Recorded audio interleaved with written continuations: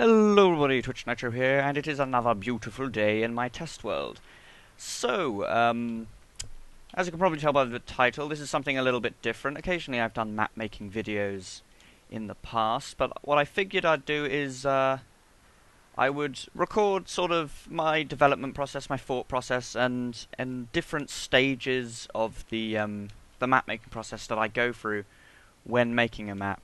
And sort of explaining my thoughts and things behind things. So it all starts with this, with the idea.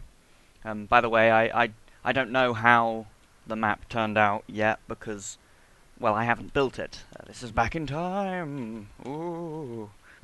Before, yeah. So some people remember this. This is the board, the sort of notice board. I never really ever use these by myself. This is purely just for you guys.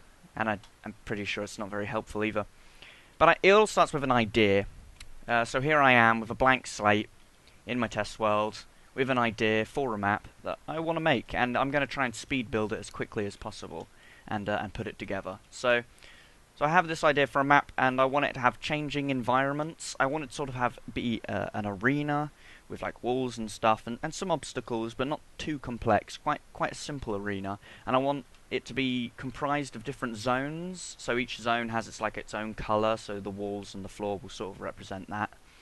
And then as the game goes on, the floors and zones will shift, so different zones will change colours. And what I want to use is the new snapshot mechanics. You know, with giving items and equipping items to both players and entities, and I want to use that, and I want it to be survival based, sort of like wave based. So as you're in this arena, the mobs slowly become harder and harder, and they like attack you, and then eventually you die. I haven't thought of what sort of point system I want yet. Alright, difficulty changes over time. Yeah, I've touched on that. So you'll be in there, fighting mobs with like a diamond sword or something. Or you'll be fighting against the mobs, and then the zone will change, and your equipment changes depending on what zone you're in. So you might change to having a golden sword and like a strength potion and I don't know, an iron axe. That's not what it's gonna be, but that's kind of like the idea. So I'm in like the red zone and I'll have this equipment, and then I end up in the zone changes and now I have a diamond pickaxe. You're not gonna have a diamond pickaxe, I don't think. I'm gonna probably theme them, so blue is like diamond armor and stuff. So you have to move around to the zones to sort of cater to what you like to play with, what sort of zone you want to be in.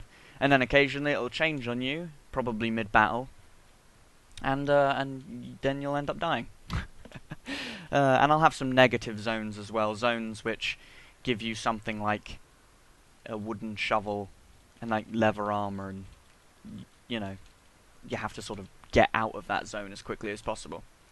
So yeah, without further ado, I guess I'll probably work on something, some part of the map. I do like to get aesthetics and stuff out of the way so I know what look I'm going for first, but I do want to work on how I'm going to do the variable difficulty. Perhaps after I build the arena. Okay, I'll see you in a minute. Yeah. Okay guys, so I've got some more work done. We're actually in a different world now, and and it's also a different day. I decided to wait a day due to circumstances happening with snapshot bugs, and now I'm in 14W26C, and we're in a new stable world now, not a corrupted world. and yeah, so I've worked on the main arena here, and I'm starting to work on the command blocks. I've got the different colours that I want to use and the sort of different loadouts. By ×2 here, I mean that then it's more likely to spawn this, and so you'll get this sort of gear. All of that's likely to change, and these effects will be applied to the player in each of these different zones. Over here I have a mock-up of the sort of arena itself, and I'm thinking the mobs will spawn along the edges here, and they'll try and chase you, and there's all this. It kind of reminds me of like a kid's playground bias. Right, okay. That's a weird glitch. Blocks disappeared.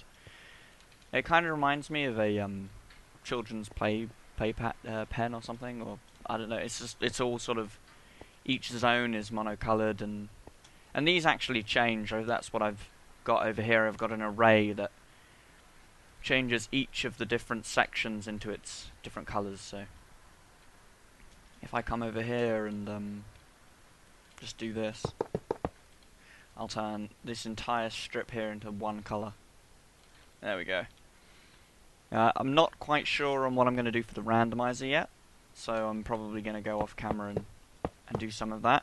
And I've got some ideas on how I want the things to spawn, because obviously I want it kind of random, and I want them to spawn along this line, and I could select and teleport them to each of these spaces, or spawn them onto these spaces, you know, individually. If I use just zombies, I have an idea where I can put like villagers down here at different points, and then spread player the zombies from my equipment process or what have you. I can spread player them to a sort of platform underneath here, and then they'll naturally sort of track and try and get to these villagers that will be like in pens or something. And then as they approach here, they enter a sort of teleportation section where they just get teleported directly up from their point. There is one problem with that though. And that problem is, once they get teleported up, they're still going to be looking down for the villager. I could have it in a different zone and then teleport them from that area into this area, but then more problems with being far away from the player. Maybe that technique won't work. I kind of want to use the spread player. I might ditch the whole side thing completely.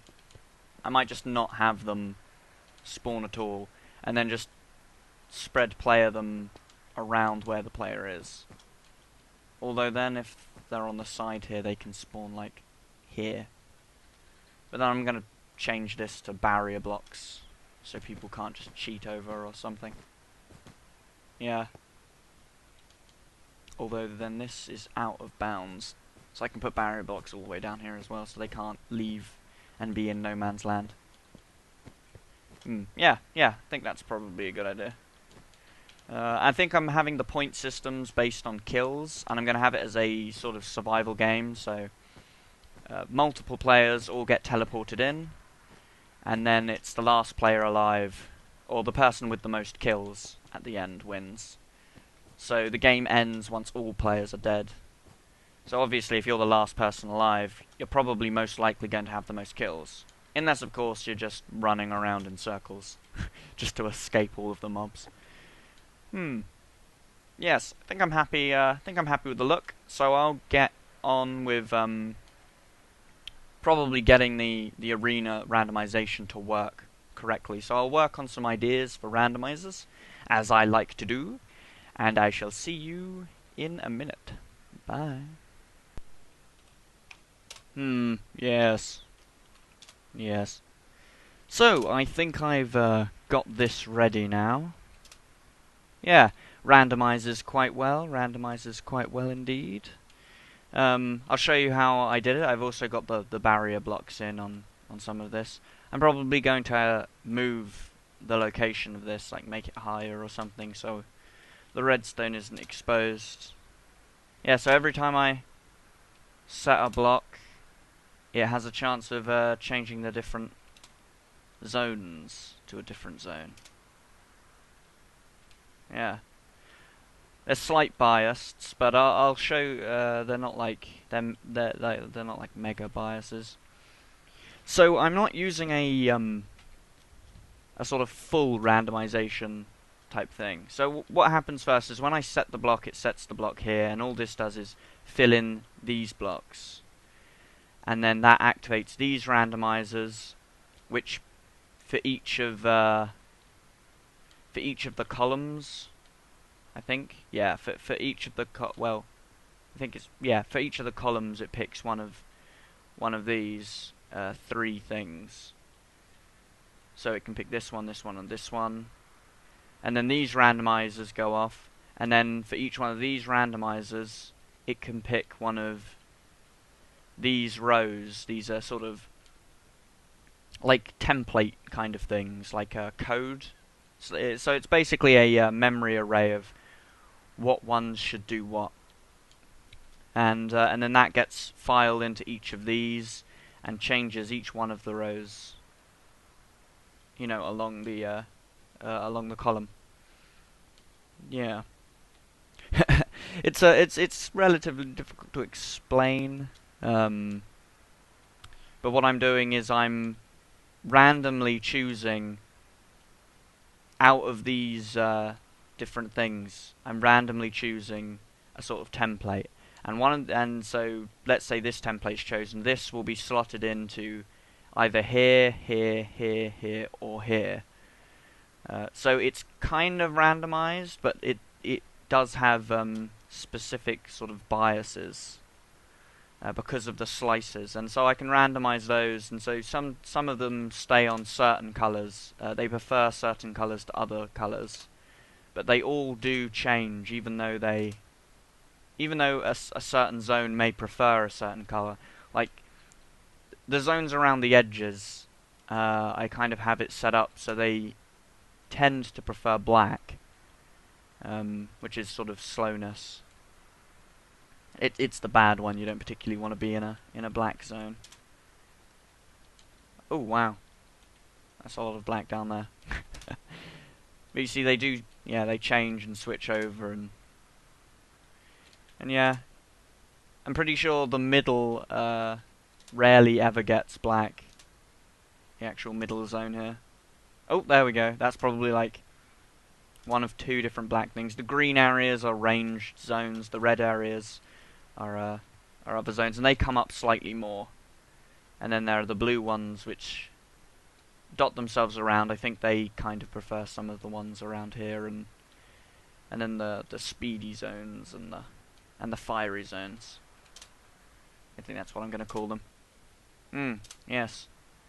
I'm going to see how much of the new snapshot commands I can actually use, because what's going to happen next is I need to detect when a player is in a zone and then equip them while they're in the zone. And I need to make it so they can't just exploit that. So they can't just go into one zone, chuck something onto the ground, go into the other zone to get the gear of that zone, and then sort of, you know, they can't chuck their stuff into the other zone and then just pick it up in this zone and get re-equipped with cool stuff. Because that would be cheating. And I don't want that. Might have it so it just deletes items in the world, so if you chuck something to the floor, it's your own fault until you'll have to jump out of the zone and jump back into the zone to re-get equipped. Yeah, I think that should probably fix it. I'm thinking what I'll do is I'll use the detect block. I could use a execute detect, where I detect the block that they're on. But that won't work for these stairs, which can be in either zone. Oh, I could just detect at the Y limit, maybe. I haven't used the detect command yet, so I'm going to have to check it out. But I could execute at the player entity, and whether or not there's wool at this Y coordinate. And depending on what the colour of the wool is at the Y coordinate, depends on what is chosen. Sort of what you're going to wear. And I only want it to give them once. So whenever it changes, I'll give them the armor once. Yeah. So I can probably use a detection clock for the first part, and then it could lead into something else. It doesn't have to change instantaneously as they move in. Yes. So I don't know what I'm going to work on next. It's either going to be the detection system with the armor equipment, or the spawning of the mobs. But I might want to move the location before I work on the spawning of the mobs. So yeah, I might just work on... Yeah, I'll work on the equipment probably. So I'll see you again in a minute. Of course, it's not really a minute. It's a second for you guys, but it can be an hour or maybe even 3 hours. I think it's been about 3 hours since I started that project. Yeah. So I'll see you guys in a second.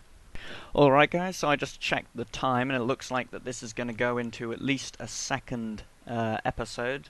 So this is going to be the last segment for today, and I think I've saved the best for last, at least my favourite to last. This is probably my most favourite thing that I've built in the current snapshot. So let's start it up. It's a clock, and it took me quite a while to get stuff right, and different sections of the clock are doing different things. It's the mechanism which controls what you have. So game mode survival. So currently I'm in the green area, so I get this slowed out and I can fire arrows, and then I change area and now I'm in the red area.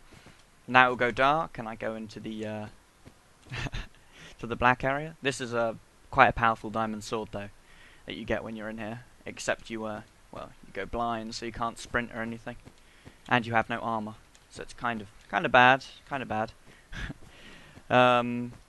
Yeah, so this is like I love this. And how it works is pretty clever. It should work in multiplayer. I haven't tested it in multiplayer yet. Boing, boing. I like the white zones. Boing. Ow. Oh no, blindness. Oh god, I love this. Yeah, so I'll quickly go over how it works. Let's get into a better zone before I leave. This should do. Mode creative. So what I've got is a scoreboard for each of the colours.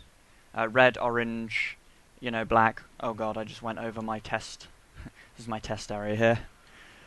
Yeah, and these 3 lines here, depending on where you are, will reset your score in those things to 0. So when I'm in the red area, it sets my score for all of these versions to 0, but it doesn't set my red score to 0. And when I'm in the red area, while my red score is 0, I run the different commands which give the armor and remove previous armor and stuff like that.